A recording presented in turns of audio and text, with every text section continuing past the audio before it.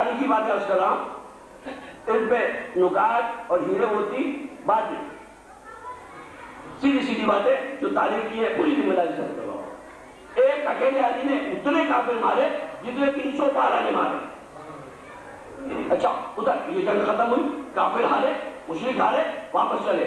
ادھر مکے میں بھائی میڈیا اتنا تیز تو تھا نہیں، ٹی وی چینل یہ کچھ بھی نہیں تھے نا، تو وہ ویسے اندازہ کرتے تھے کہ 7 دن جانے کے، 7 دن آنے کے 14 دن اور 2 دن ہوں گے لڑائی کے، تو 16 دن میں قافلہ واپس آنا چاہیے محمد کا سر لے کر۔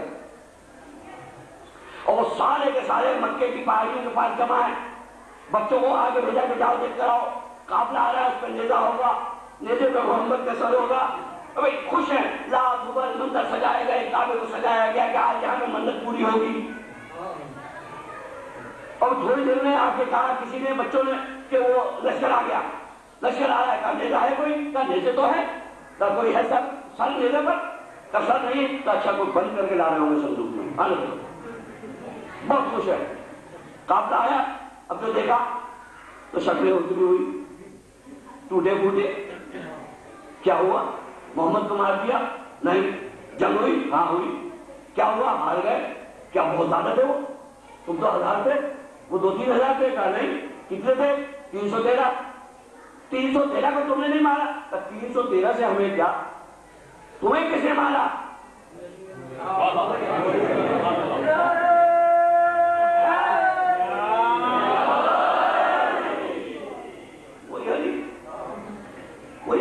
اب آپ نے دیکھا وہ جو عورتیں آئی تھی اس لشکر کے ساتھ، انہوں نے پوچھا کہ کس نے مارا؟ علی نے، علی نے۔ اور وہ لشکر میں دیکھ رہی ہے میرا بھتیجا، کس نے مارا میرے بھتیجے کو؟ علی نے کاٹا۔ کس نے مارا میرے باپ کو؟ علی نے کاٹا۔ کس نے مارا میرے بھتیجے کو؟ کس نے مارا میرے بیٹے کو؟ کس نے مارا میرے بھائی کو؟ کس نے مارا میرے باپ کو؟ سب کا جواب ایک ہی آ رہا ہے کہ علی نے۔ اب جب وہ عورت اتنا سنے گی نا تو اس کے دل میں علی کے لیے محبت پیدا ہوگی یا دشمنی پیدا ہوگی؟ تو دشمنی اب بڑھ گئی، اب دشمنی عروج پہ آ گئی، دشمنی عروج پہ آ گئی، لیکن اور ساری قیادت آ گئی ہے اب ابو سفیان یزید کے دادا کے پاس۔ اس کے اوپر ایک اور مصیبت یہ آئی کہ اس کی جو زوجہ ہے، جو یزید کی دادی ہندہ، اس نے کہا اچھا یہ اکثر ہمارے معاشرے میں بھی ہوتا ہے کہ گھر میں عورت کہہ رہی آپ سعودی عرب جا رہے ہیں عمرہ کرنے کے لیے، تو وہاں سے یہ فلاں چیز لیتے آئیے گا، اور آپ واپس آ گئے بدل لیے ہوئے۔ آپ نے کہا کہ وہ میں نے چیز منگائی تھی آپ لائے یا نہیں لائے؟ کہا نہیں میں نے بہت ڈھونڈا نہیں ملی۔ کہہ رہے کیا بات کر رہے ہیں، آپ نے ڈھونڈا ہی نہیں ہوگا۔ یہ ہوتا ہے لوجک، سیدھی سیدھی بات، آپ نے دیکھا ہی نہیں ہوگا، کیسے ہو سکتا ہے کہ وہاں یہ چیز نہ ملے؟ اب اس نے کہا یہ کیسے ہو سکتا ہے کہ ایک علی سب کو مار دے؟ تم لوگ لڑے ہی نہیں ہوگے، تم نے جنگ ہی نہیں کی ہوگی۔ کہتے نہیں ہم نے بہت جنگ کی تھی، ایک تو وہاں سے پٹ کیا ہے، اوپر سے تم سنا رہی ہو۔ کہہ رہے ہم دیکھیں گے، میں خود چلوں گی۔ غزوہ احد 3 دن 1000 کا لشکر، 3000 کا لشکر تیار کیا، 1000 بدر میں تھا، 3000 کا لشکر تیار کیا، اور خود یزید کی دادی کے ساتھ چلی۔ اور جب چلی ہے وہ تو اس کے الفاظ یہ ہیں، میں ان کا صرف ایک 2-3 الفاظ کا ترجمہ کر رہا ہوں، آگے ممبر اجازت نہیں دیتا، کہ ہم ستارہ سحری کی بیٹیاں، آگے اور کچھ ہے، ہم ستارہ سحری کی بیٹیاں، یہ یزید کی دادی کہتے ہوئے محمد سے مقابلے کے لیے آ رہی ہے، علی کی طاقت دیکھنے کے لیے آ رہی ہے، اگر بنی بھی تو ستارہ سحری کی بیٹی بنی۔ ارے ستارہ سحری کی بیٹی، ستارہ سحری وہ ہوتا ہے جب سورج نکلتا ہے ستارہ ڈوب جاتا ہے، تو ستارہ سحری کی بیٹی ہے۔ محمد کے لشکر میں ایک آفتاب ہے، جب وہ نکلے گا بڑے بڑے ستارے ڈوب گئے، ہم ستارے سحری کی بیٹیاں۔ اب یہ لشکر آیا ہے، جنگ ہوئی ہے، میں نے جنگ نہیں پڑھ دی، جنگ کسی نے نہیں بات کروں گا، بہت خیر ہے مسلمانوں کے یہاں، پھر کبھی عرض کروں گا۔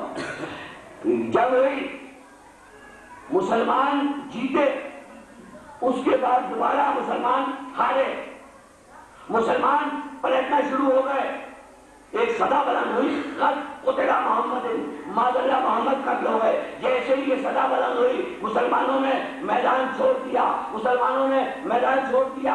بعد میں جب پوچھا گیا کہ تم نے میدان کیوں چھوڑ دیا تھا، میدان سے کیوں چلے گئے تھے، کہنے لگے جب محمد ہی نہیں رہے، جب آپ ہی نہیں رہے تو ہم نے سوچا اب لڑنے کا کیا فائدہ۔ تاریخی باتیں ہیں سرکار، تاریخی باتیں ہیں، اور مستند ہے، ایسا نہیں کسی ایک تاریخ میں ہو دکھانا مشکل ہو، سمجھانا مشکل ہو، ہر تاریخ میں ہے کہ جب آپ ہی نہیں رہے تو ہم نے سوچا کہ اب میدان میں رہنے کا کیا فائدہ، اب لڑنے کا کیا فائدہ۔ سنیں، ایمانداری کی بات یہ ہے کہ جب یہ پتا چلا تھا کہ محمد قتل ہو گئے، محمد دنیا میں نہیں آئے، تو خدا کی قسم غیرت یہ تھی کہ وہی میدان میں ٹھہر کر اجماع کر لیتے۔ بعد میں بھی تو کیا تھا نا، میدان میں کھڑے ہو کر اجماع کر لیتے کہ آپ محمد نہیں ہیں، اب بتاؤ کون خلیفہ ہوگا۔ مگر وہاں تلوار چل رہی تھی، وہاں تلوار چل رہی تھی، وہاں پہ کیسا اجماع، وہاں سے دوڑ گئے، وہاں سے چلے گئے۔ ایک تھا صرف، جب ان سے پوچھا کہ یا علی آپ میدان سے نہیں گئے، بھائی انہوں نے میدان سے جانے میں بہتر سمجھا کہ جب رسول ہی نہیں رہے تو لڑنے کا کیا فائدہ۔ علی نے سب سے پہلا کام یہ کیا، جب یہ صدا آئی تو اپنے قبضہ تلوار کو توڑ دیا کہ تلوار واپس نہ جائے، کہ جب رسول نہیں ہے تو اب میرے زندہ رہنے کا کیا فائدہ، میرے زندہ رہنے کا کیا فائدہ۔ علی نے جنگ کی ہے، وہ جنگ کی ہے، یہ کہا یہ کیا چلے گا۔ دیکھیے پوری ویڈیو سرچ کر رہا ہوں، تاریخ کی باتیں ہیں، اس لیے میں آج بڑی تیزی سے جا رہا ہوں، وہ اسٹائل نہیں ہے، وہ میرا انداز نہیں ہے جو کل تک تھا، یہ کل پھر ہوگا۔ لیکن یہ میں نے آپ سے وعدہ کیا تھا کہ میں آپ کے عرض کروں گا کہ علی کی دشمنی کی وجہ کیا ہے اور کیسے بڑھی۔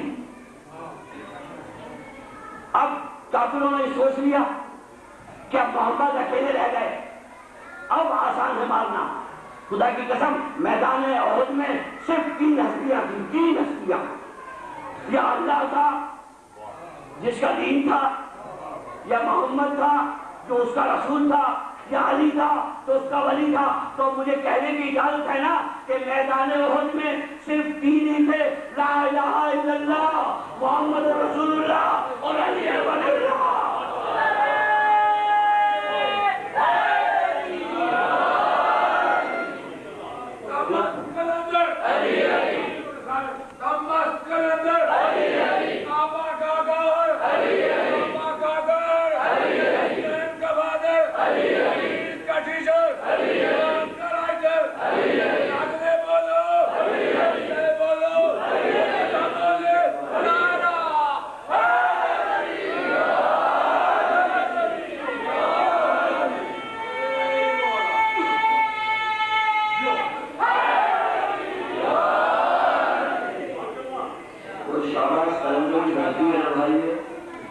ابھی میرے اس نوجوان علاقے میں کہا کہ مست قلندر، تو مجھے مست قلندر سے لال شاباش قلندر یاد آیا، اور سندھ کی دھرتی پہ رہنے والوں کے لیے حضرت قلندر کا یہ شعر ضرور پیش کرنا چاہتا ہوں۔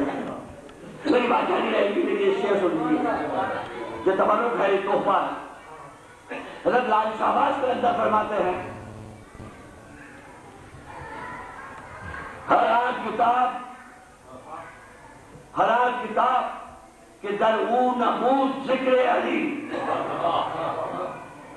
آپ سنیے، آپ نے کہا تھا نا زمانہ مستقل، ہر کتاب کہ در او نمود ذکر علی، لعنت بنو کتاب و صاحب کتاب و کل۔ بھائی دنیا میں کوئی بھی کتاب ایسی ہو جس میں علی کا ذکر نہیں ہو، اس کتاب پہ بھی لعنت، اس کے لکھنے والے پر بھی لعنت۔